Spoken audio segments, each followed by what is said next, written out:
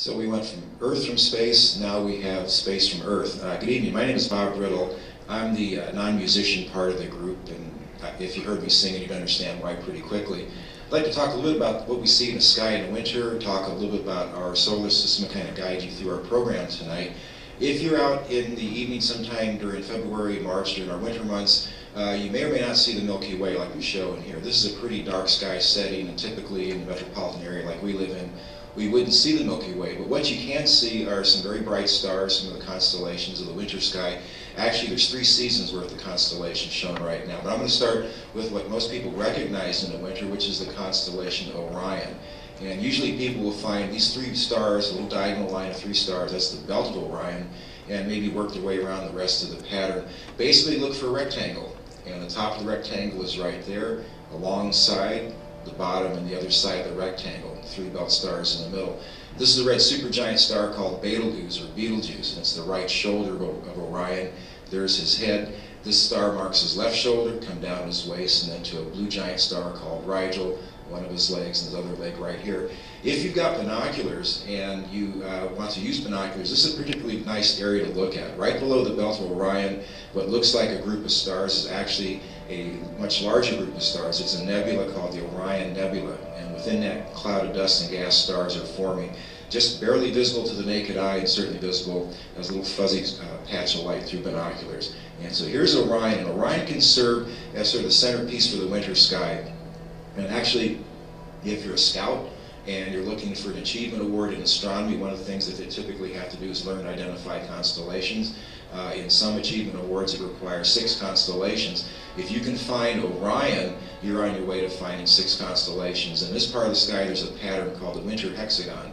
And it's a group of 6 stars that connect 6 different constellations. And you can start like this, find the belt stars, and come down to this very bright star just below Orion. This is the brightest nighttime star. It's the 2nd brightest star in our sky. The first one is the sun. It's the closest star to us. This is a star you don't really tell jokes about. And as you learn about constellations and stars, you'll find out why. This is the star Sirius. And I'm serious about that. And it's in the constellation Canis Major. It's the big dog. And so these stars right here represent one of the honey dogs for Orion. And so again, find the belt stars and come down this very bright star, and you'll see Sirius. If you go this way, you're into the zodiac. And the zodiac sign that is in that direction from Orion is one of his mortal enemies. It's Taurus the bull. And from the belt stars, look for a V-shaped group. That's the face of the bull. There's one eye. There's his nose, and there's this other eye. That's a red giant star called Aldebaran. That's going to be one of the corners of the winter hexagon. This is actually an open star cluster. Most of the stars we see are not single stars like our sun. Most of them belong to a group.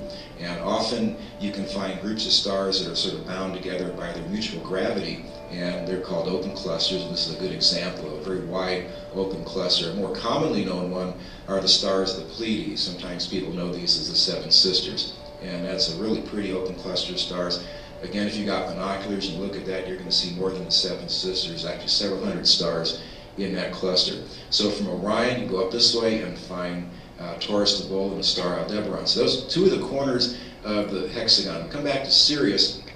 We can go like this. From Sirius, go to this star in Orion called Rigel, and then up to Aldebaran, and across the Milky Way to this star right here, the star called Capella. It's in the constellation Auriga the Charioteer. And Capella means mother goat. Here's the kids, those 3 stars right there. And from Capella, you come to the Gemini twins. And Pollux and Castor, we just count those as 2 of the stars for one of the corners. And down to the little dog star, Procyon in Canis Minor. So the winter hexagon, there's one side, there's a second side, there's a third side, there's number 4, there's number 5, and then back to Procyon. That's the winter hexagon, or kind of a strangely drawn circle in the sky. In the west is what's left of the fall season. And this I like to call the season that was. The stars are over here. This is Aries the ram, and the star Hamel is a brighter star in Aries. Orion is a winter constellation. This group represents the season that is. And so we follow the English lesson here. Over here is the season that will be. And these are the stars of Leo the lion. And there's a backwards question mark shape that marks the head of Leo. right, like that. There's the dot at the bottom, and then here is a triangle that makes the tail end of Leo. And a star called Denebula is the tail of the lion. Regulus is the brighter star in Leo. So this is the sky looking toward the south, and again, it's not a typical sky we would see around here, but you can get away from the city, maybe see parts of the Milky Way. We're looking south right now. We're going to turn the sky around and put north in the front so I can point out a couple of constellations in the north. And like Dan said, if any of these motions in the sky bother you, just close your eyes and they'll come to a stop in a moment. And I always think it's important to point out, if you're outside, these letters are not in the sky. Just want to make sure. So we'll stop in a moment. The north is in the front. Milky Way is really spectacular, and this is a photo of the sky, so it's not quite as realistic as you would see with the naked eye, but it certainly is bright. And if you're in dark parts of the country or parts of the world, you can't see the Milky Way bright like this. In some places, it's almost like somebody's got headlights on or a flashlight on it. It can be that bright. In the north, what most people can look for are the stars of the Big Dipper, part of Ursa Major, the Great Bear. There's 7 stars in the Big Dipper. There's 3 stars right here that make the handle, and these 4 stars make the bowl. That's the bottom of the bowl. This is the drinking gourd. For African culture in this time of the year during Black History Month, this is an important group of stars perhaps to be aware of. Slaves that escaped to freedom looked for these stars, and they knew if they walked in that direction at night, they're walking in a northerly direction. Not specifically due north, but in a northerly direction. So the 7 stars in the Big Dipper, very easy to see even in city skies with our light pollution. These 2 stars are called the pointer stars, and in our sky around here, if you just follow these pointer stars, the next star you come to is the North Star. With darker skies in here, there are other stars that are in the way, but basically the next relatively bright star you come to is the North Star. And many people think the North Star is important because it's the brightest star in the sky. It's not the brightest star in the sky, but it is the North Pole in the sky. And our North Pole in the Earth points in that direction. As the Earth rotates, these stars appear to make a circle around the North Star. So you can find the Big Dipper, use the pointer stars, and find the North Star. 7 stars in the Little Dipper, right like that, 4 in the bowl, and 3 in the handle. If you go a little bit past the North Star, you can find another solar system. And that to me is one of the exciting things about how our knowledge of the sky is changing.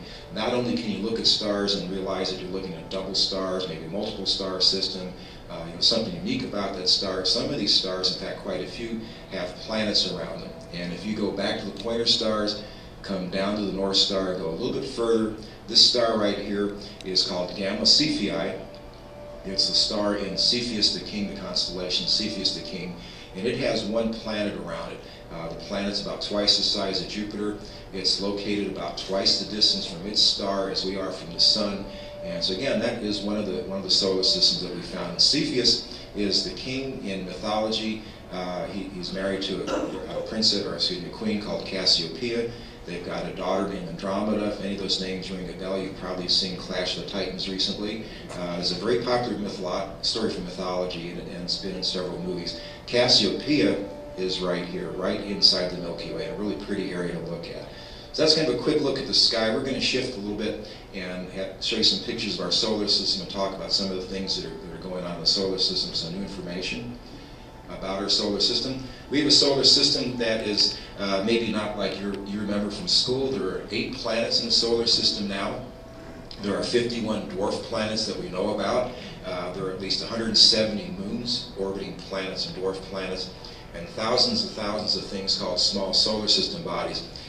This picture at the bottom, I was trying to give you an idea of the range of sizes in the solar system, from the size of our sun down to objects that are about 200 kilometers in diameter. And there's really not a lot of things in the solar system in that size range. Most of the objects in the solar system are smaller than 200 kilometers. That kind of gives you an idea of the range of sizes. So 8 planets, 51 dwarf moons, 51 dwarf planets, many moons, and a lot of solar system, small solar system bodies. It's sort of the typical picture of the solar system. Planets orbiting the sun, the asteroid belts, and so on. We'll take a look at that in just a moment. This is maybe a traditional, typical picture of the solar system with the sun in the center, planets and orbits around the sun, rings around the sun, the main asteroid belt, another ring around the sun called the Kuiper belt, and then a much more spherical arrangement of objects called the Oort cloud.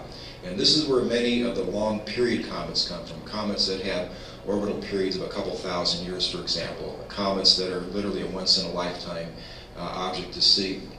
We had a couple of those at the end of the last decade in the 1990s, actually 2 decades ago now, in the end of the 1990s. One was called Comet Hale-Bopp, the other one was called Comet Yakutaki, and both were very, very visible for quite a long period of time in our skies, and both came from this region of the solar system, way out in the outer fringes. We've been pretty much through most of the solar system in terms of robotic explorations. We've got spacecraft almost out of the solar system, like you can see this picture here, Pioneer 11, Pioneer 10, and the Voyager spacecraft are somewhere in an area of the solar system called the heliopause. And the heliopause is like a transition between the influence and radiation from our sun and the background radiation in the galaxy. And as instruments on board these spacecraft are measuring this radiation, at some point they're going to not pick up much from the sun and more from the surrounding space. And that'll be sort of a clue to us that they are somewhere either at the very fringes or actually outside of our solar system. And that may happen in the next year or so as these spacecraft continue drifting away from us. 8 planets in the solar system. Why are there only 8 planets? And 8 planets are, for a reason, science is about classifying things in some ways. And as we look at the planets, we can see very easily that there are 4 rocky planets, Mercury, Venus, Earth, Mars. There are 4 gas planets, Jupiter, Saturn, Uranus, and Neptune. And then there's Pluto. And Pluto used to be an outer planet. It sort of fit as an outer planet, but it doesn't really fit in with the same properties in the scheme of things in the sense for these planets. So Pluto is in its own class. And it wasn't a demotion like a lot of people felt. It was really, in my mind, it was a promotion. And it's into a new group of objects called the dwarf planets.